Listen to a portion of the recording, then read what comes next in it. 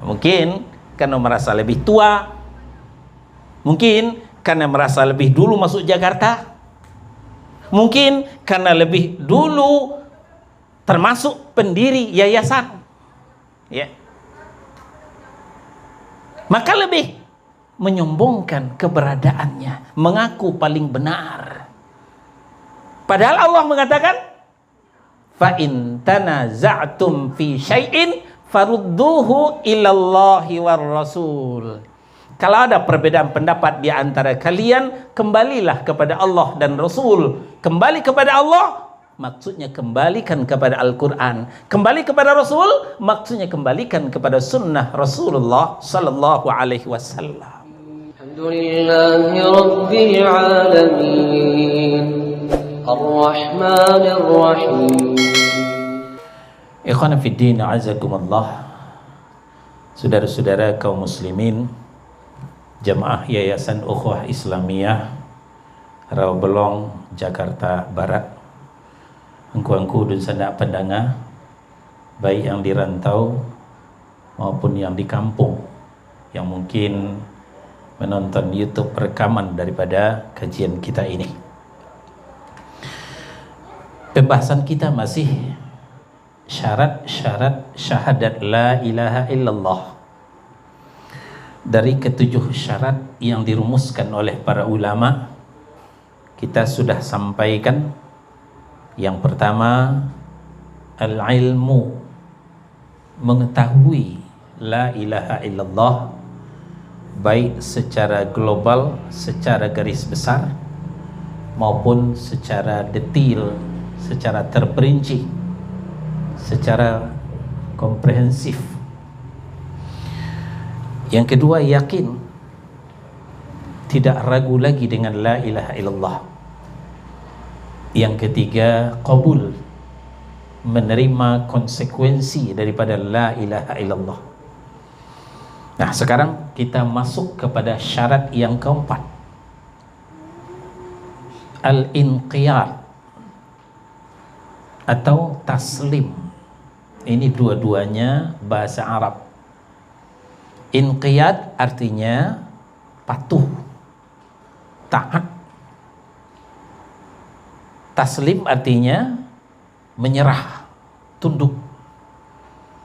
Nah, jadi syarat yang keempat ini tunduk dan patuh, taslim dan inqiyad gitu.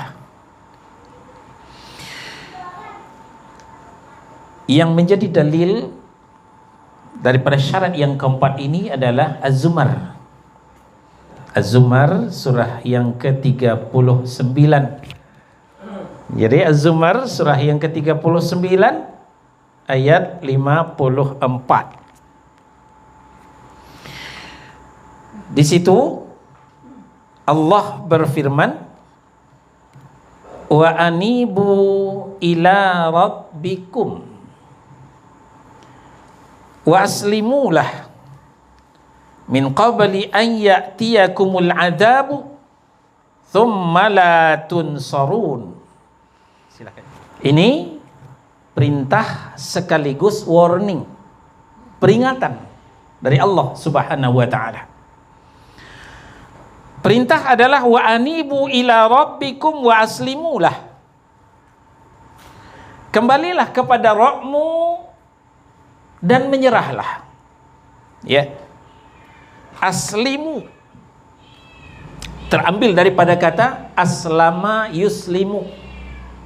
Aslama fi'lul madhi, yuslimu fi'lul mudhari, masdarnya islaman.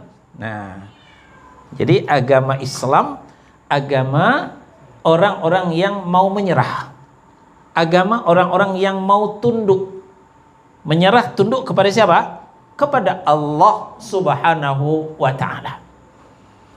Nah, jadi kalau ada orang Islam yang karengkang, Islam katanya muslim tapi tidak mau diatur, itu salah masuk agama. Salah masuk agama. Seharusnya dia tidak masuk agama Islam. Sebab kalau masuk agama Islam, dia wajib tunduk, dia wajib takluk, dia wajib menyerah.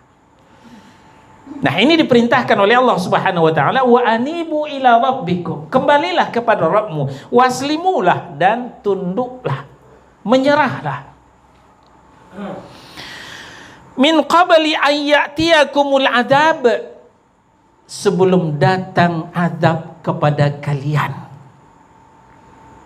Kalau kalian tidak menyerah, kalau kalian tidak tunduk, kalau kalian tidak patuh kepada aturan-aturan Allah, maka tunggulah azab akan menyerang kalian.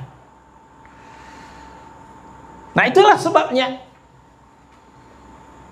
di Ar-Rum surah yang ke-30 ayat 41, zaharal fasadu fil barri wal bahri bima kasabat aydin nas. Nah, jadi kalau tidak mau tunduk, kalau tidak mau menyerah, kalau tidak mau patuh kepada ajaran Allah, maka Allah akan datangkan azab. Al-Hafiz Ibnu Katsir rahimahullahu ta'ala ketika membicarakan azab, beliau menafsirkan azab itu case-nya memang di dalam neraka. Tapi perskotnya, DP-nya ditransfer oleh Allah berupa bencana. Ya, berupa bencana. Kenapa bangsa Indonesia selalu dirundung duka, dihantam bencana, didera oleh musibah? Karena anak bangsa ini tidak mau menyerah, anak bangsa ini tidak mau diatur, anak bangsa ini karengkang.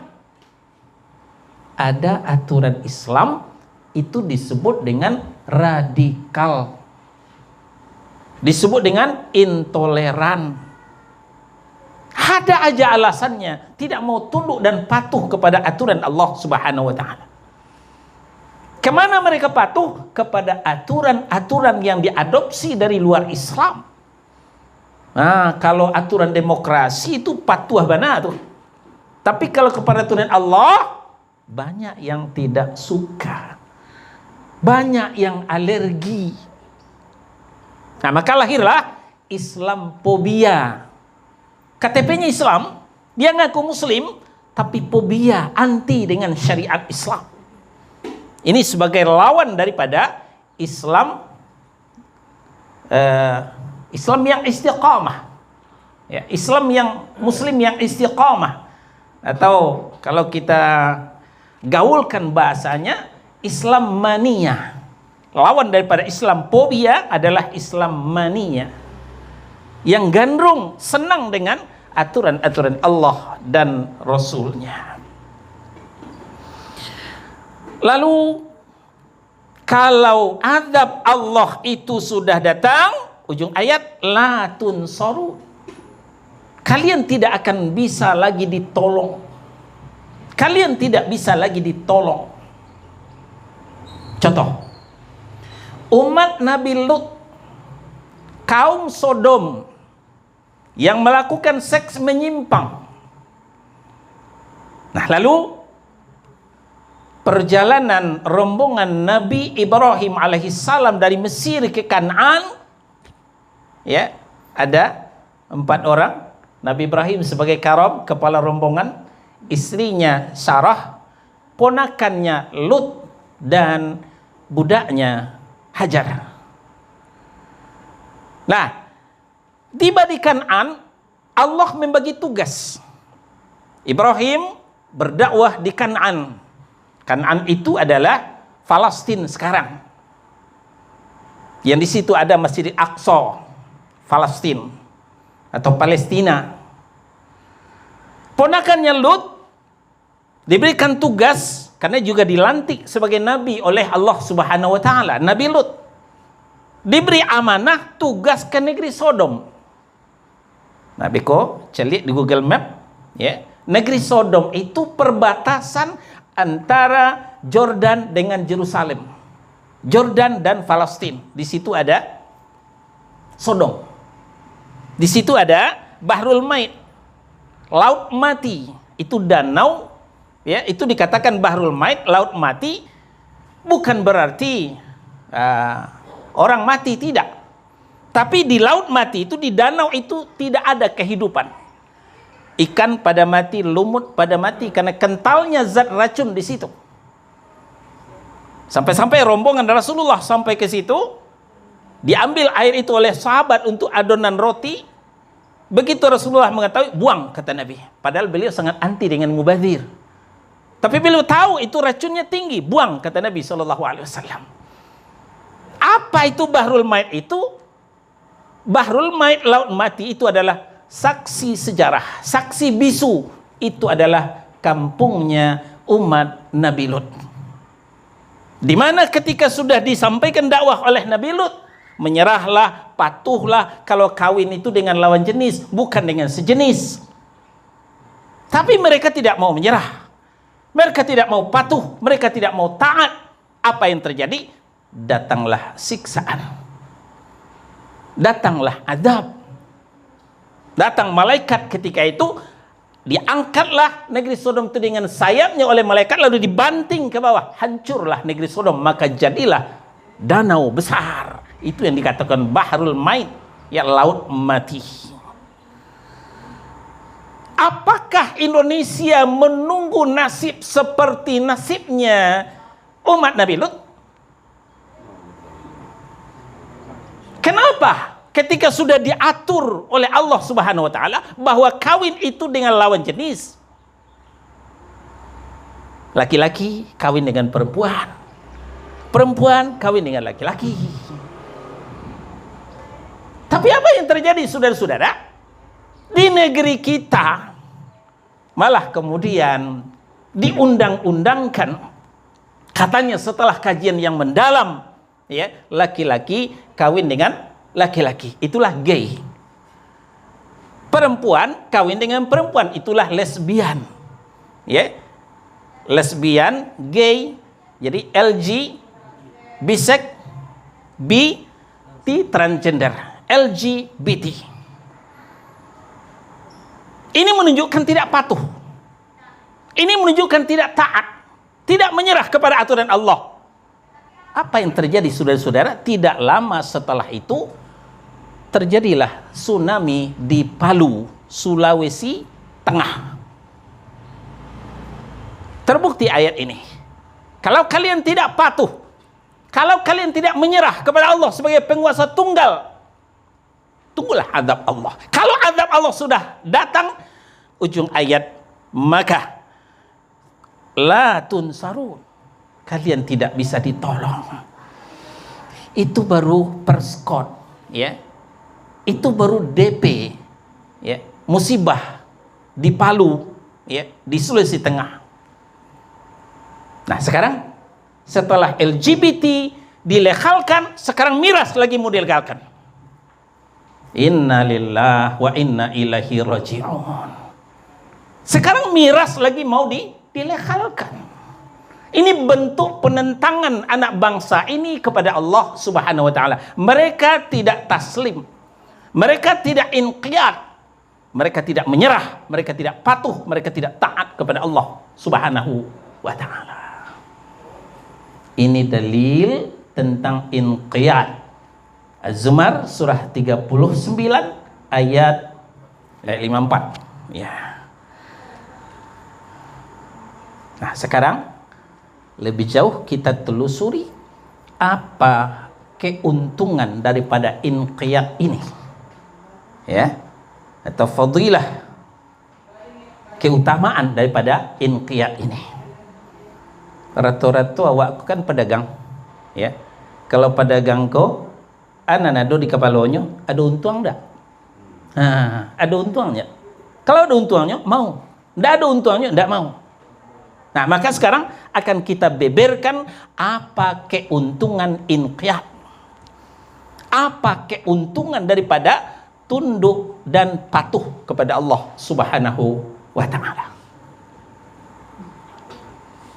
Pertama, keuntungan, keutamaan inqiyad atau taslim itu adalah ini merupakan barometer, tanda kesempurnaan iman. Jangan beko ngaku-ngaku beriman, la beriman wa Allah. Ya, kalau ngaku santiap. Tapi apakah iman kita diakui? Ntar dulu. Apa tandanya? Tandanya adalah taslim. Tandanya adalah menyerah. Mari kita lihat An-Nisa surah yang keempat ayat 65. Fala wa rabbika la yu'minuna hatta yuhakkimuka fima syajara bainahum thumma la yajidu fi anfusihim harajan mimma qadaita wa yusallimu taslima. Fala wa rabbika, maka demi Rabbmu hai Muhammad. Siapa Rabbnya Muhammad? Allah. Jadi Allah bersumpah dengan dirinya sendiri. Demi Rabbmu hai Muhammad. Fala wa rabbika, mereka pada dasarnya, pada hakikatnya belumlah beriman. Belumlah beriman. Sampai kapan? Hatta yuhakkimuka fima syajara bainahum, sehingga mereka menjadikanmu sebagai hakim dalam perkara yang mereka perselisihkan. Assalamualaikum. Kalau ada berbeda pendapat, basi tegang urek lia, basi karih, bila perlu menapik meja, ya pendapat dia yang paling mana, engku nak cik Allah, nak tahu cik Allah je dah. Ada yang paling santiap, ya. Mungkin karena merasa lebih tua, mungkin karena merasa lebih dulu masuk Jakarta, mungkin karena lebih dulu termasuk pendiri yayasan, ya, maka lebih menyombongkan keberadaannya, mengaku paling benar. Padahal Allah mengatakan, fa in tanaza'tum fi syai'in farudduhu ilallahi war rasul. Kalau ada perbedaan pendapat di antara kalian, kembalilah kepada Allah dan Rasul. Kembali kepada Allah maksudnya kembalikan kepada Al-Quran, kembali kepada Rasul maksudnya kembalikan kepada sunnah Rasulullah sallallahu alaihi wasallam. Pendapat sianan sesuai dengan Al-Quran, itulah yang benar. Pendapat sia yang sesuai dengan hadis Nabi, itulah yang benar. Walaupun pajang nenek.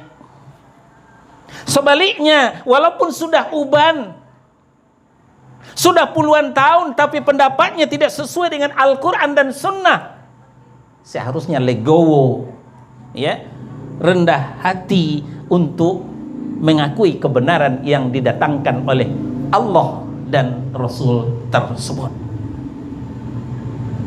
Lanjutan ayat,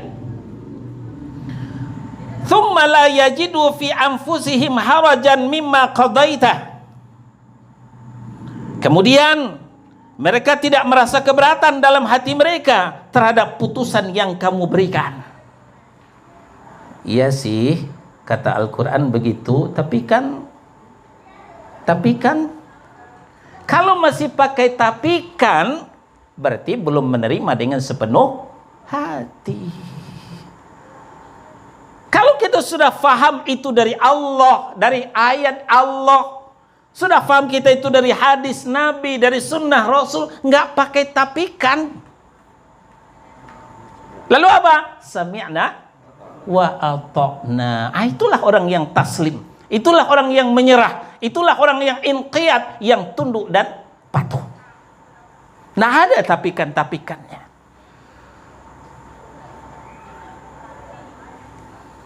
Lalu kemudian ujung ayat, ini pelajaran kita.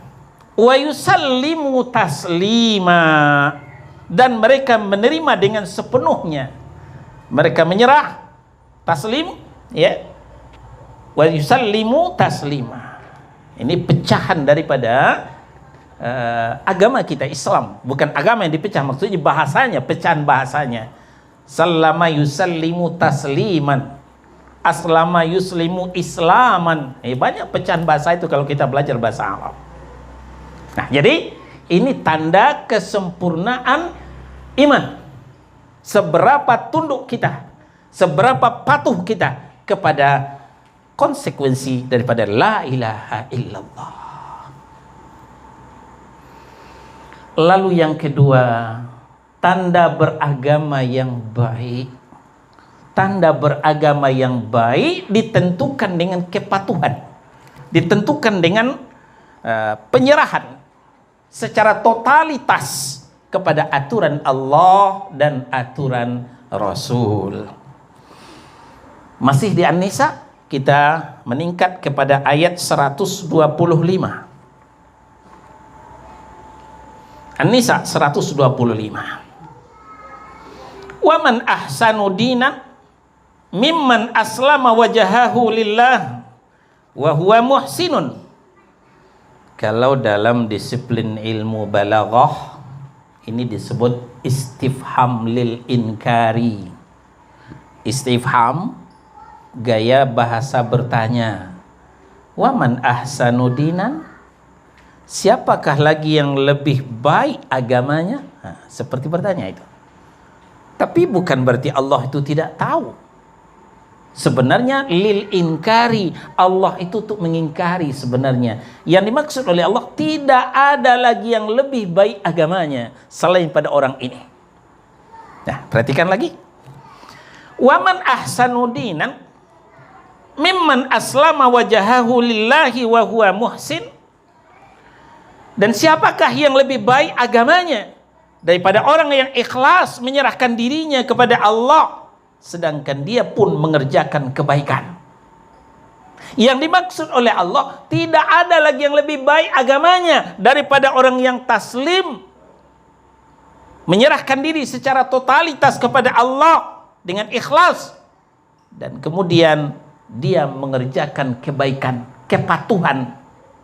Jadi bukan hanya ketundukan, tapi juga kepatuhan. Bukan hanya taslim, tapi juga inqiyad. Ya. Dia tunduk kepada aturan, kemudian dia patuhi. Kalau ada perintah, dia kerjakan. Kalau ada larangan, dia hentikan. Itu orang yang patuh. Ini tanda beragama yang baik.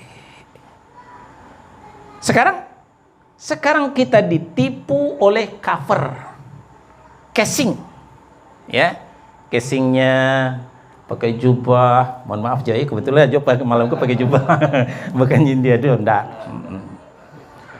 Pakai jubah, kopiah putih, ya, bajanggoy, ya. Sudah itu pakai serban, kabel kapalo, segadang pespa, seban bajai, apa lagi? Tasbih. Itu casing. Bukan casing itu yang menentukan. Apa yang menentukan? Seberapa tunduk, seberapa patuh kita orangnya kepada aturan Allah, itulah tanda beragama yang baik. Tidak ada lagi yang lebih baik daripada itu, kata Allah Subhanahu wa ta'ala. Nah, kini mulai kita mempertanyakan diri kita. Jangan diri orang pertanyakan. Sudahkah kita beragama yang baik? Jawabannya apa? Sudahkah kita patuh kepada aturan Allah, menyerah kepada syariat Allah? Berarti kita sudah beragama yang baik namanya. Walaupun casing kita biasa-biasa saja. Ya, ini bukan casing. Jenggot bukan casing. Jenggot bagian daripada syariat, bagian daripada kepatuhan. Karena Nabi yang mengatakan, wafirul liha wafus syawarib. Panjangkanlah jenggot dan potong kumis. Itu merupakan kepatuhan. Kalau jenggot dicukur, kumis dipanjangkan, itu tidak patuh, kerengkang namanya itu. Ya. Ya, jadi ini bukan casing, tapi ini adalah syariat. Bagian daripada kepatuhan kita kepada Allah Subhanahu wa ta'ala. Yang ketiga, orang yang inqiyad, yang patuh, orang yang taslim, yang menyerah, ya, kepada aturan Allah dan Rasulnya, berarti dia telah mendapatkan pegangan yang kuat. Pegangan yang kuat. Kalau kita naik kereta atau naik Transjakarta, ndak dapat sampai dua tagak. Nah, biasanya di atas itu lah babarih tu sampai bapacik, ya, pegangan, ya, pegangan. Tujuannya kalau nanti kereta itu menikung ke suo, mengelok ke kida, awak tetap aman, ya. Menenjak kate, menurun ke bawah, begitu juga busway, awak aman insya-Allah. Tapi cari ya, pegangan itu adonalah lapuak. Deklah lamu alun baganti, ya lapuak. Jadi itu di pacian, cari pegangan yang kuat. Kalau pegangan yang kuat, insya Allah kita tidak akan ambruk. Tapi kepegangannya lapuak, ya ambruk ke bawah. Berangkat dari contoh, Luqmanul Hakim mengatakan ad-dunya bahrun amiqun. Bahrun amiqun. Dunia ini adalah lautan yang dalam, lautan yang penuh gelombang, lebih dahsyat goncangannya daripada goncangan kereta, lebih hebat goncangannya daripada goncangan busway. Maka tidak jarang orang jatuh di dunia ini. Ada yang jatuh di narkoba, ada yang jatuh di pergaulan bebas, ada yang jatuh di korupsi, ya, bermacam-macam jebakan-jebakan di atas dunia ini.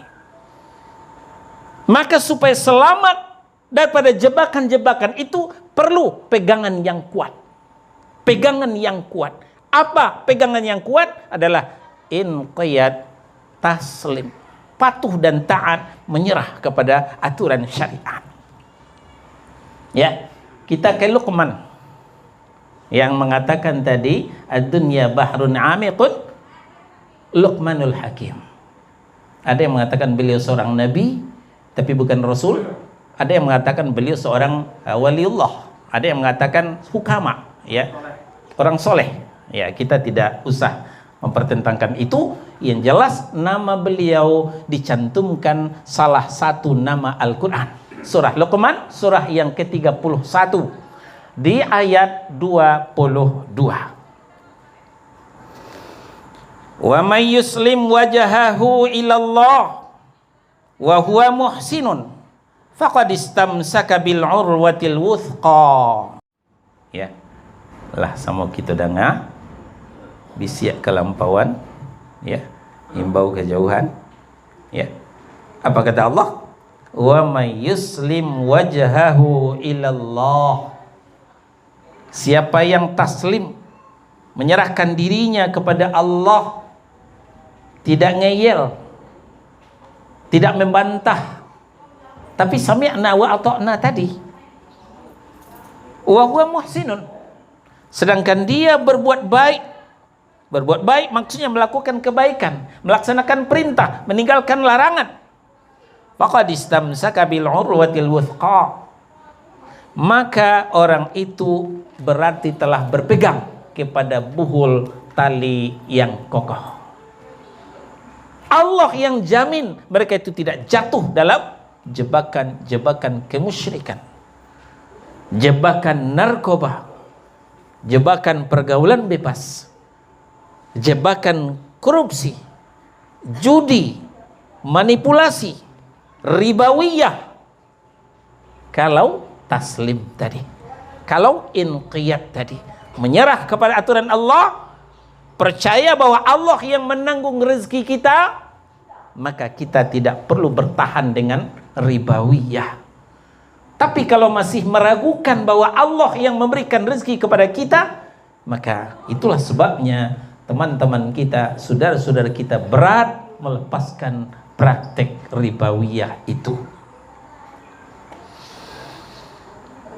Terakhir, ya, inqiyad, taslim itu merupakan uji kepantasan, uji kelayakan. Angku di sana pandangan ketika calon pejabat tinggi ketika telah diusulkan oleh RI 1 tidak langsung dilantik, dibawa dulu ke Senayan, lalu diajarkan oleh Senayan uji kelayakan. Diadakan oleh DPR uji kepantasan yang disebut dengan fit improper test. Ketika Senayan menolak, mengatakan tidak layak, DPR mengatakan tidak pantas, calon tadi urung dilantik, terpaksalah RI 1 pihak istana mencari calon yang lain. Itu peraturan yang berlaku di Republik tercinta ini. Terserah apakah ada yang melakukan atau yang melanggar, itu soal lain. Berangkat dari contoh, tanyakan kepada diri kita masing-masing, jawab dalam hati. Sudahkah pantas kita disebut orang mukmin? Sudahkah layak kita dipanggil orang-orang yang beriman? Sudahkah kita mengikuti uji kepantasan, uji kelayakan, fit improper test? Jawab dalam hati. Apa fit improper testnya? Adalah taslim dan inqiyad. Menyerah kepada syariat Allah, patuh dan taat kepada aturan Allah dan Rasul. Kalau masih ngeyel, masih mendebat, belum layak disebut orang mukmin. Kalau masih membantah, maka belum pantas disebut sebagai orang-orang yang beriman. Sekarang kita ke Al-Ahzab surah 33 ayat 36. Wa ma kana lil mu'minin wala mu'minatin idza qadallahu wa rasuluhu amran ay yakuna lahumul khiyaratu min amrihim. Kronologis, latar belakang atau yang disebut dengan asbabun nuzul, sejarah turunnya ayat ini berawal dari seorang sahabiyat. Sahabiyat itu adalah sahabat wanita, ya. Kalau pria namanya sahabat, ya, Abu Bakar, Umar, Utsman, itu namanya sahabat. Kalau wanita, Aisyah, Hafsah, itu namanya sahabiyat, ya. Nah, itu seketik itu bahasa Arab.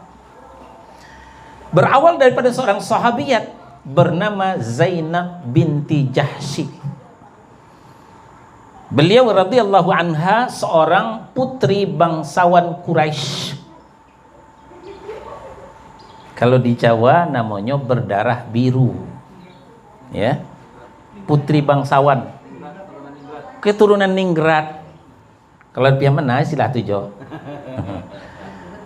Bapak Sidi Badagia, ya, Sultan Badangkang, Bagindo apa lagi. Nah, jadi bukan sembarangan orang, ya. Zainab binti Jahsy, putri bangsawan Quraisy.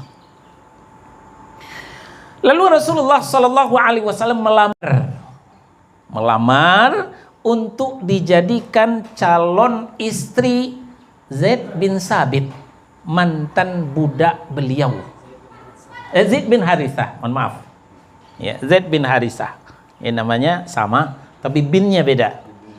Nah, binnya beda. Bukan dilamar untuk beliau, tapi dilamar untuk mantan budaknya, Zaid bin Harithah. Nah, kau ndak diurang ndak diawak kau ah.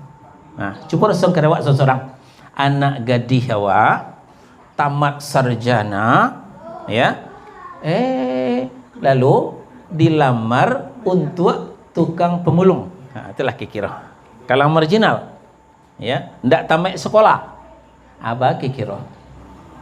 Sepakat awak menolak enak. Bentuk seorang tu nan laki-laki masih banyak nan lain lagi, kan begitu. Begitu juga dengan Zainab binti Jahsy, beliau keberatan ketika dilamar oleh Rasulullah untuk dijadikan calon istri Zaid bin Harithah. Tapi karena yang melamar ini adalah Rasul, dan Rasul itu wa ma yantiqu 'anil hawa in huwa illa wahyu yuha. Rasul itu tidak pernah berkata, bertindak, berucap berdasarkan hawa nafsunya, tapi berdasarkan wahyu Allah yang diwahyukan kepadanya. turun teguran keras, yaitu Al-Ahzab surah 33 ayat 36. Wa ma kana lil mu'minin, tidaklah pantas bagi seorang mukmin, wala mu'minatin, juga tidak layak bagi seorang mukminah, idza qadallahu wa rasuluhu amran, apabila Allah dan Rasulnya telah menetapkan suatu ketetapan tentang urusan mereka, ayyakuna lahumul khiyaratu min amrihim, akan ada bagi mereka pilihan yang lain tentang urusan mereka itu. Ya, ya sih Quran, ya sih hadis, tapi kan, nah banyak tapi kan. Nah, kalau masih tapi kan, berarti kita belum layak disebut orang mukmin. Kalau masih tapi kan, belum pantas kita disebut orang yang beriman. Nah, walaupun segede ban Vespa kabeh kapalo, ya, segede ban bajai kabeh kapalo, walaupun kama-kama pakai gamis pakai peci putih, diimbaulah Pak Haji, tapi tidak patuh, tidak taat kepada aturan Allah, ya, masih dikatakan aturan Allah itu radikal, masih dikatakan sunnah Rasul itu sebagai intoleran. Nah, ini menunjukkan, ya, ketidakpantasan kita menyandang predikat mukmin. Nah, kok bisa kita kembangkan dalam kehidupan kita sehari-hari? Apa aturan Allah yang belum kita laksanakan? Apa syariat Allah yang masih kita tentang, yang masih kita tolak? Nah, kalau demikian, kita belum lengkap syarat syahadat la ilaha illallah kita. Bapak dan Ibu, kok dirantang namuh panjang, elok dipunta naknyo singke, diambil sekadar kapaguno. Ini yang bisa kita sampaikan. Alhamdulillahi Rabbil Alamin, Ar-Rahmanir Rahim,